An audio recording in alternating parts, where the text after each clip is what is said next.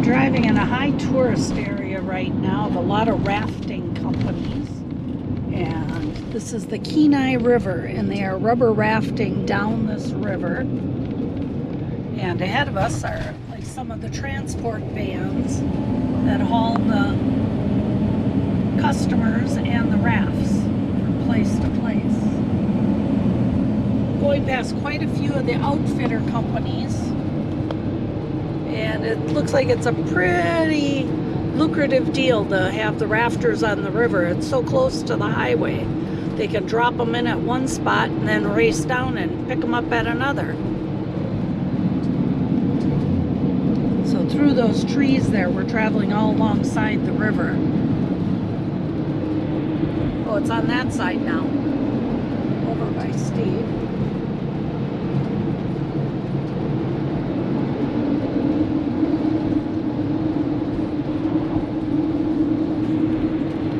A pretty busy portion of the Sterling Highway. Let's see, we're 115 miles from Homer, 41 miles from Soldotna. We're headed towards Kenai, I think, for a break. I don't know if we're going all the way to Homer today. It's not very nice weather.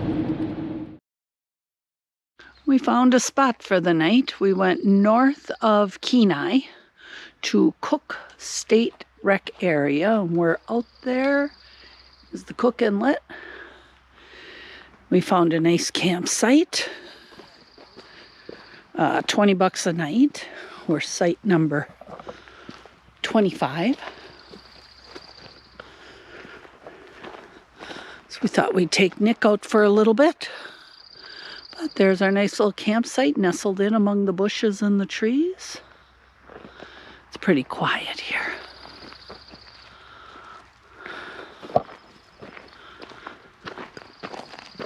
So it's 9 o'clock at night.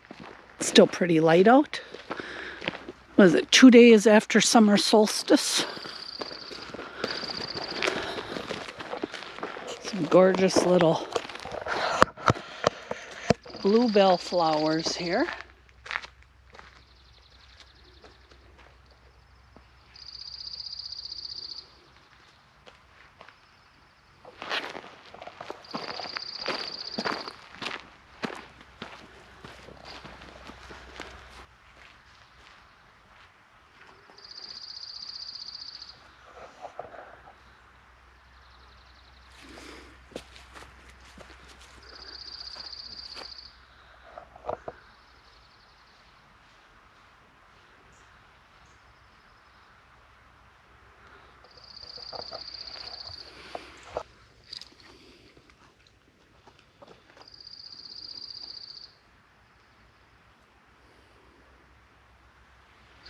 And down over here through the trees is the Cook Inlet. We'll go back down there tomorrow.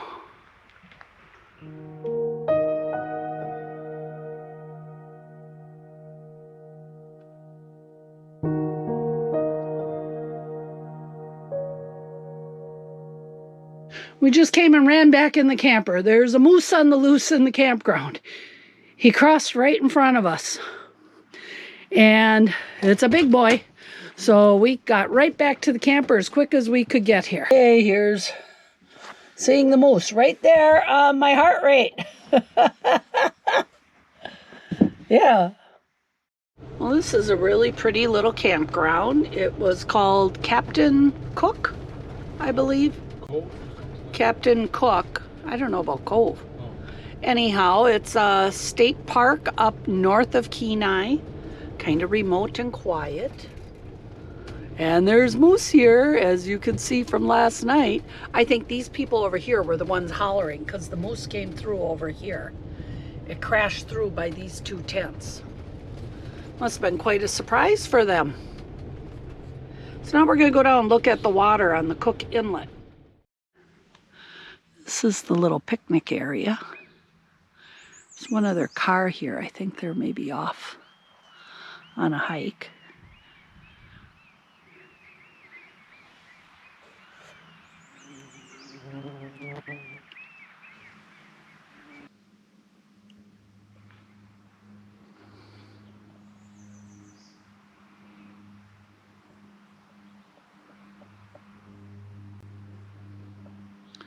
This is the Cook Inlet. Way across in there somewhere is Anchorage.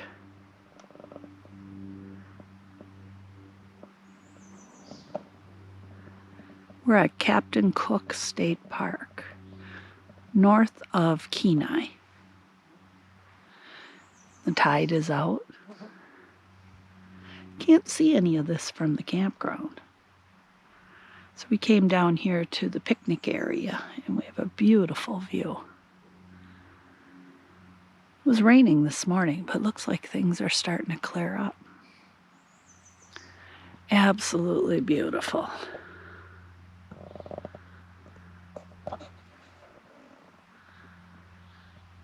It's like seeing the unseen floor of the ocean or the inlet when the tide rolls out.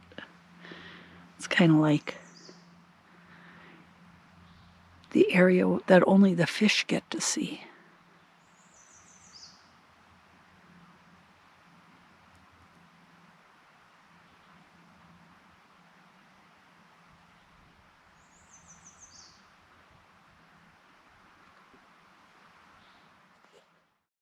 Here we are pulling in at Kasilof Beach Road, and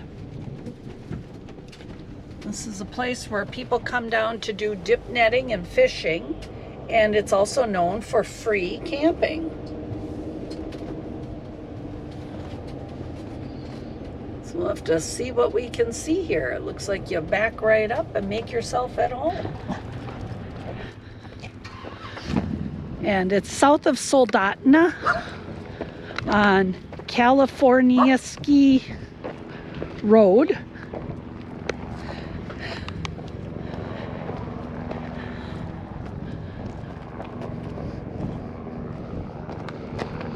We have porta potties set up over here and some dumpsters. I guess it gets really busy during salmon season, but right now we can camp here for free overnight. Get some beach views.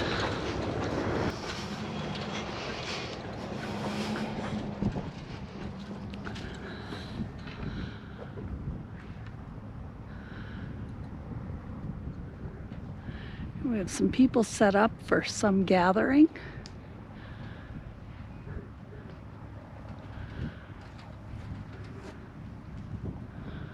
There's little tents set in between the sand dunes. Later on we'll go down and walk on the beach. This is called the Kasilof River Special Use Area.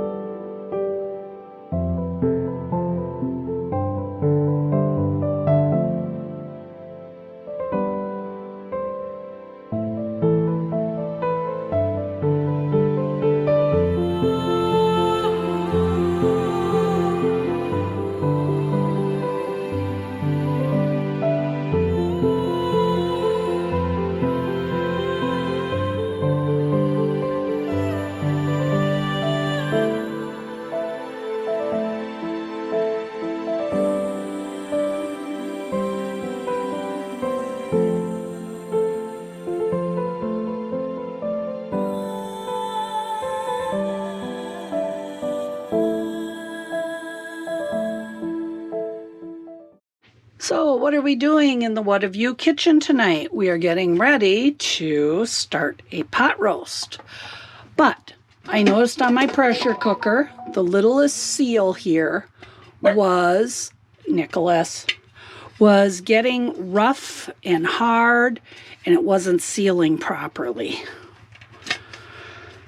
So I stopped at a couple stores in Kenai, and then I called down to the True Value in Soldotna, and I got one, the trusty True Value. So we are going to replace it. So here's the hard old one, and here's the new soft one.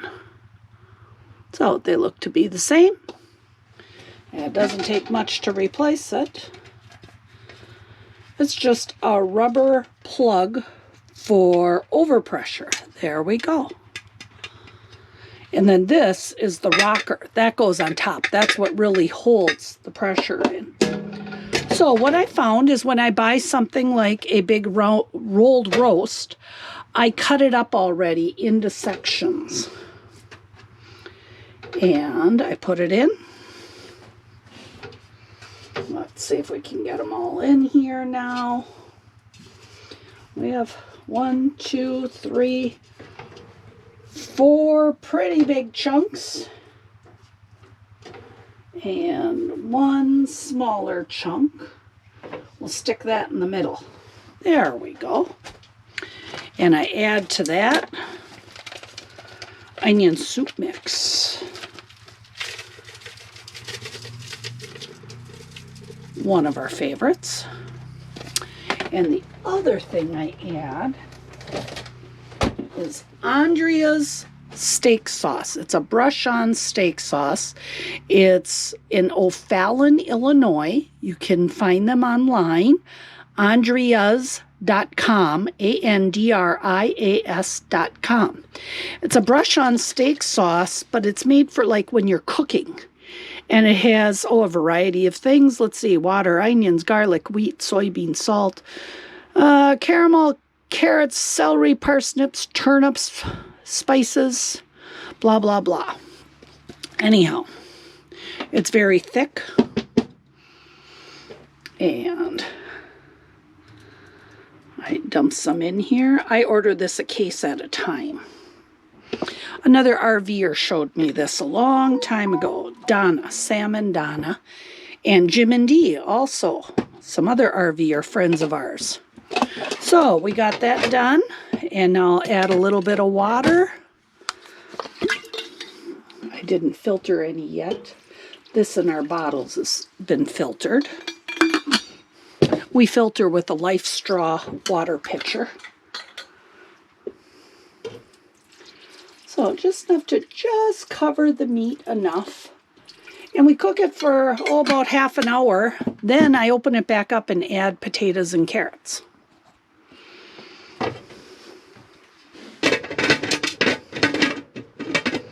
Okay, come on, get on there. So I gotta turn this. There we go, right there. And the rocker goes on, and we light her up. And we run it about, a medium to low flame. Oh. Gotta hold this just a little bit longer. There we go, and we turn it down to just about, I have 5 notches. I go just underneath the 3rd notch. Okay, our meat is done cooking for the first batch. We'll open this up. Set it over here.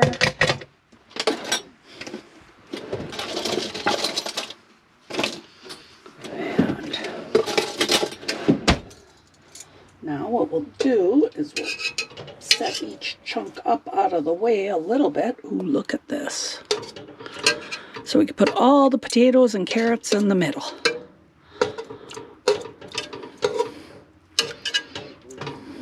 Ooh, it's falling apart. It's so tender already. There we go. And now we're going to put in all the potatoes and carrots and onions. I peeled the carrots. Steve peeled the potatoes.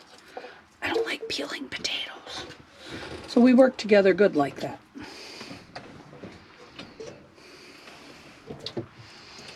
Kind of layer in some potatoes and onions, throw in some carrots. There we go. Some more potatoes. See, then what I do is afterwards I cut up potatoes and carrots and add some peas. I shred up some of the leftover roast beef. I make some gravy out of the juice, and I make stew out of the leftovers. So it looks like we're going to need a little more water in here. So I'm going to grab that out of the fridge. And this is a LIFESTRAW, and it filters the water from anywhere, removes 99.99% of bacteria and contaminants. The filters inside are LIFESTRAW, the same thing as the little ones that they give to backpackers and missionaries to drink like out of a river. And the pitcher is glass, so you never get that plastic taste. We run all of our drinking water and the dog's water and our cooking water through the LIFESTRAW. Now I think I'm going to add some seasoning to this. Some more of my wonderful Harvest blend. And then we add some pepper.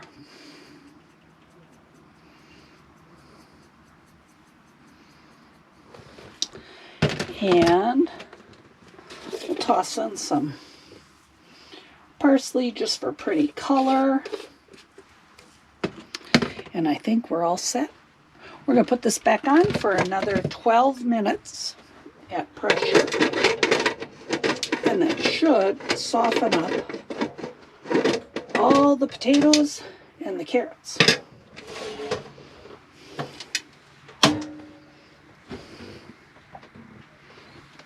And here we are. The pressure's released and dinner should be done.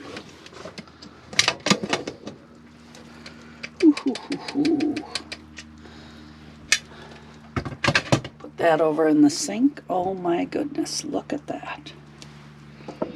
I have a feeling these are fall apart tender. Yes, they are. And I steamed up my lens.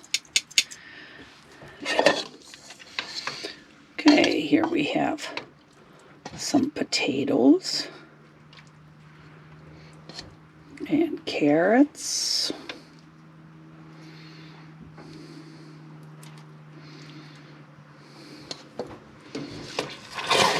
Ooh. And a chunk of roast.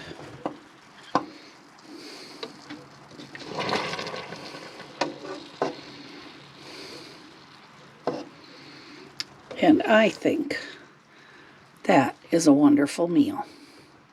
And of course, there's enough here for stew and shredding up some of the extra roast beef for things like enchiladas or tacos. So we'll get about 3 meals out of that roast. Well, we had a change of plans. We were all set up at Kasiloff, but we were having people crammed in next to us within inches. Their mirrors were within inches of ours. We couldn't even both open our doors at the same time. So they had to park opposite of us and pull ahead a little, and our doors were just clearing. We decided, you know what, we don't need that. So we drove just a little bit further, not too far, 9-10 miles, I don't know, to Johnson Lake Rec area. Peaceful, quiet, plenty of empty sites for us to take one for the night. Such a difference. It would have been fun to watch them hauling in the fish tomorrow, but boy, I was scared about getting our rig dented or dinged or scraped or scratched.